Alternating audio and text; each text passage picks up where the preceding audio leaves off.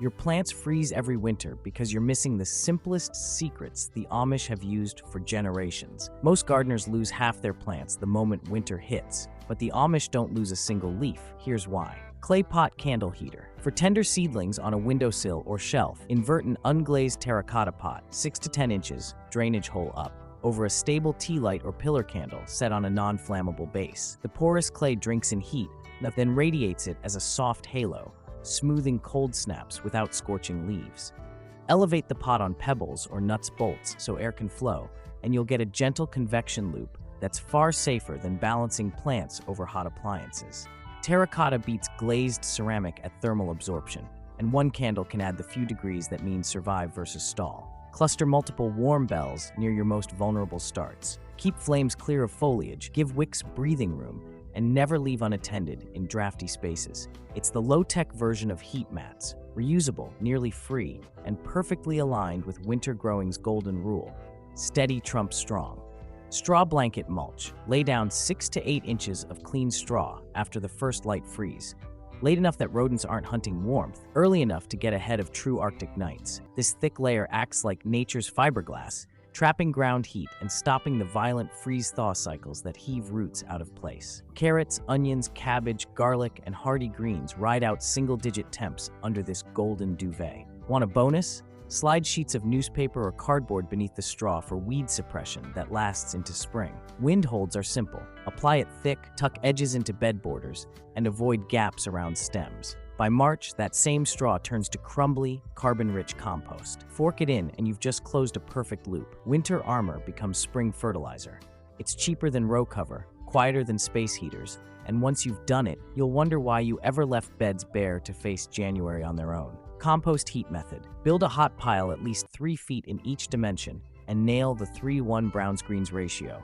Leaves, straw, wood chips to kitchen scraps, coffee, grass. Moisten to wrung-out sponge. Turn when the core cools, and you'll maintain 130 to 160 degrees microbial magic. Park cold hardy beds right beside it, or snake a coil of hose through the pile to pre-warm irrigation water. The result, a quiet, steady radiator that keeps root zones active while the rest of the yard sleeps. Because the heat is biological, it's even and moist, exactly what winter plants prefer. No cords, no bills, just waste transformed twice. First into warmth, then into nutrient-rich compost you'll spread in spring. Keep piles tidy, never anaerobic, and out of standing water. With one hot heap, you'll see kale shrug off frosts and mosh push new leaves when neighbors' beds are cement cold. Old window greenhouse. Skip pricey kits. Frame a compact, south-facing greenhouse with scrap lumber and glaze it using salvaged windows. Thick, older glass often insulates better than modern single pane. Set the base on gravel or blocks for drainage. Pitch the roof 30 to 40 degrees so snow slides, and weather strip seams to stop sneaky drafts. Line the floor with dark stones or pavers to act as thermal mass. They soak up sun by day and release it all night. Add a tiny ridge vent, manual is fine, so a sunny noon doesn't cook your oregano in January. Keep the north wall insulated and the glazing clean to stretch short winter light. With good sighting, south exposure, trees behind as windbreak, you'll find parsley still cutting, rosemary unfazed, and spinach downright smug in late December. Repairs are DIY simple, parts are nearly free, and the whole structure becomes a seasoned stretcher that pays off for decades. Root cellar grow zone. Below the frost line, earth keeps to 32 to 40 Gauffros, perfect for long storage and slow living dormancy. Vent low and high for passive convection, keep floors dry with gravel, and rack crates so air circulates. Pack carrots, beets, turnips, and even whole heads of cabbage in damp sand or sawdust to arrest shriveling and cross-contamination. Darkness stops onions and potatoes from sprouting. Weekly checks let you cull a bad actor before rot spreads. It's refrigeration without the plug, sound, or bill, and it nudges into micro-grow territory when you keep cool hardy greens in tubs for steady harvests. With a hillside entrance, winter access is easy.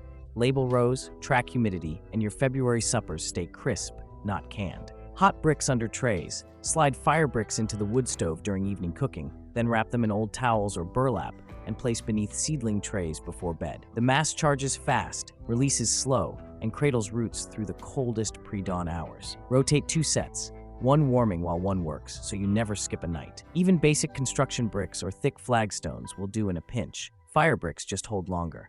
Avoid direct pot-to-brick contact to prevent hot spots, and aim for cozy hand warm, not sizzle. This method shines for early starts, onions, leeks, brassicas, where consistent root warmth builds stocky plants.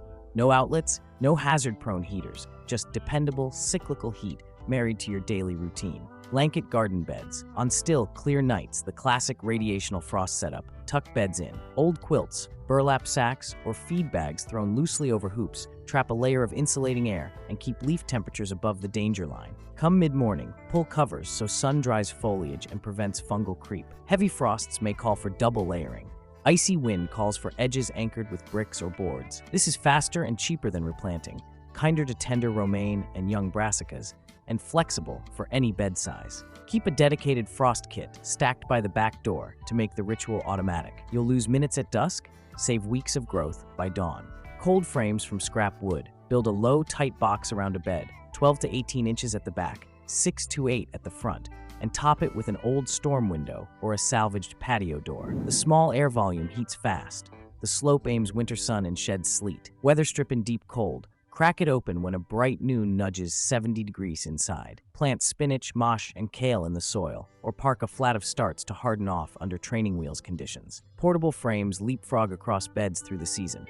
Permanent ones become staple stations that print salads all winter. South wall advantage. A south-facing brick or stone wall is winter's quiet ally. By day, it soaks solar energy. After sunset, it exhales warmth into the 6 inches to 2 feet of air closest to it, the sweet zone. Park cold frames there, line up containers, and stagger greens so they bask in reflected light, but don't broil on freak warm days. Whitewash for extra light. Go darker to bank more heat. Taller walls widen the warm plume, though they also cast late-day shade. Position accordingly. In practice, spinach and lettuce keep cutting weeks longer, parsley never truly stalls, and herb pots overwinter with less sulking. Think of it as a free space heater you already own. Just arrange plants to collect the dividend. Water barrels as heat storage. In a small greenhouse, line the north wall with dark-painted topped-up barrels, or any large, sealed containers. Water's sky-high heat capacity flattens temperature swings. It sponges heat under weak winter sun, then bleeds it back overnight. You get steadier air and warmer soil, fewer icy lows, and less plant stress.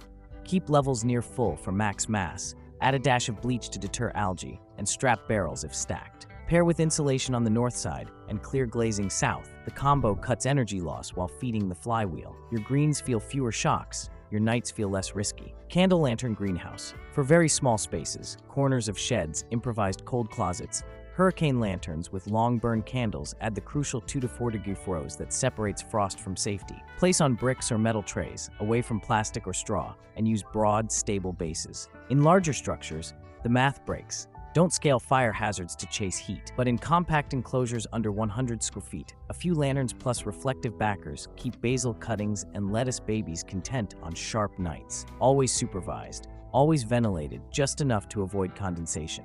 Stone heat absorbers. Lay dark stones along the south edge of rows and around the drip line of sensitive plants. Mix sizes.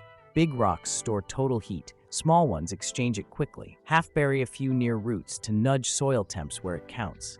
You'll notice fewer frosted margins and stronger rebound after cold spells. Rocks are free from fields and construction piles. Maintenance is nothing, and the effect is forever, as long as the sun keeps showing up. Hay bale wind walls. Stack 2 or 3 bales high in a U or rectangle around tender beds. The wall kills wind chill, which is half the battle, and traps the little heat plants make themselves. Use a brick bond pattern so upper bales bridge lower seams. Then walk the bale tops as sturdy access paths without compacting soil. Come spring, slice twine, shake the straw into mulch or feed the compost pile. It's a circular solution. Winter fortress becomes summer fertility, with nearly zero cash outlay if you're using unsellable bales. DIY cloches from bottles, jars. Save clear milk jugs and large soda bottles. Cut off bottoms. Press the collar into soil around new transplants and remove the cap by day when the sun is strong. Each unit is its own greenhouse, windproof, 10 to 15 degrees Fahrenheit warmer, and perfectly clear. Scale gallon for tomatoes and peppers in shoulder seasons,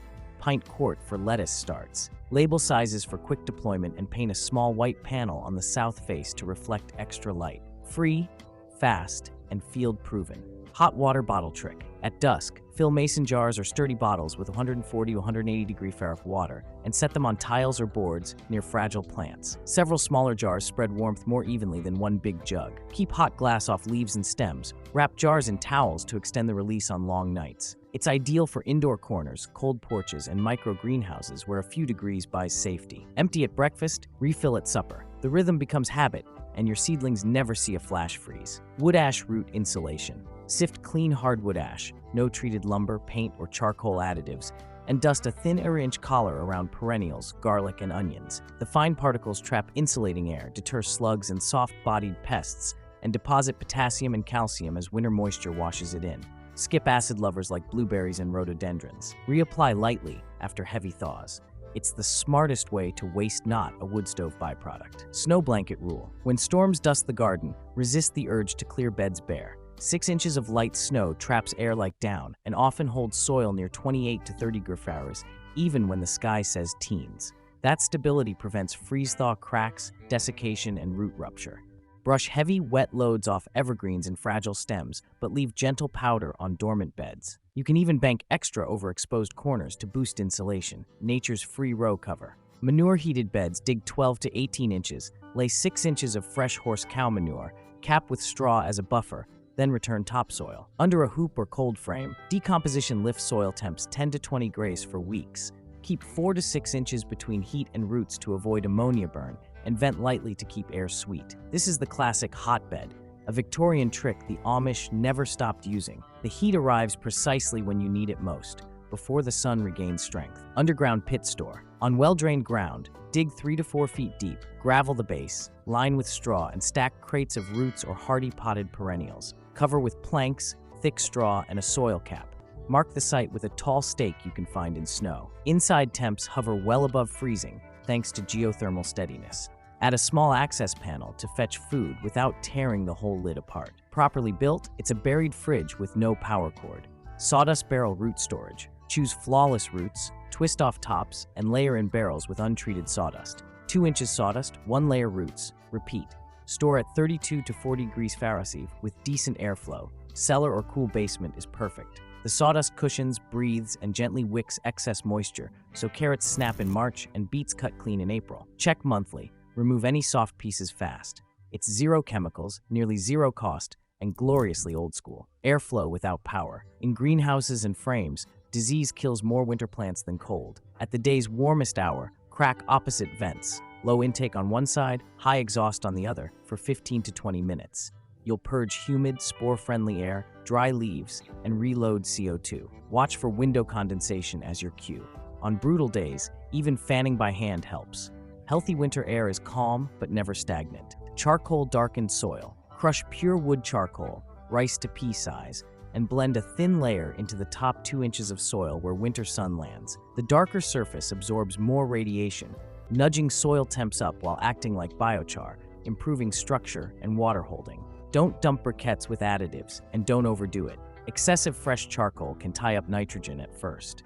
Used judiciously, it's a heat and health upgrade in one pass. Warm wall garden, thermal battery. Build a south-facing stone or brick wall, 4 to 6 feet high behind a small patch. The mass drinks sun all day and breathes it back all night, lifting the microclimate 5 to 15 degrees Fahrenheit. Combine with barrels, stones, and a cold frame at the base for compounding returns. Foundations of compacted gravel, mortared courses, or dry stack if you want modular, and optionally, a darker finish for max heat.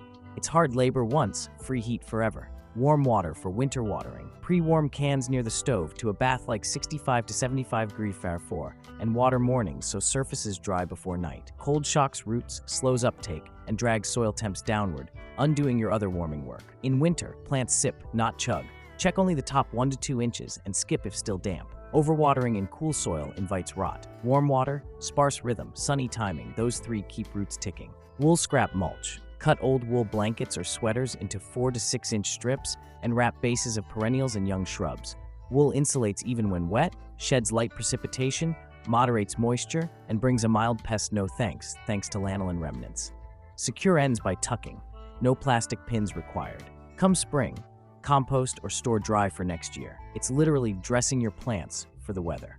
Every one of these Amish hacks reminds us that survival doesn't require modern tech, just common sense, patience, and respect for nature's design. Try even a few of these tricks, and your garden will thank you come spring. Subscribe to Frugal Solutions for more ways to live smarter, grow cheaper, and stay self-sufficient year-round. Which hack are you going to try first? Let me know in the comments below. Thanks for watching, and happy gardening.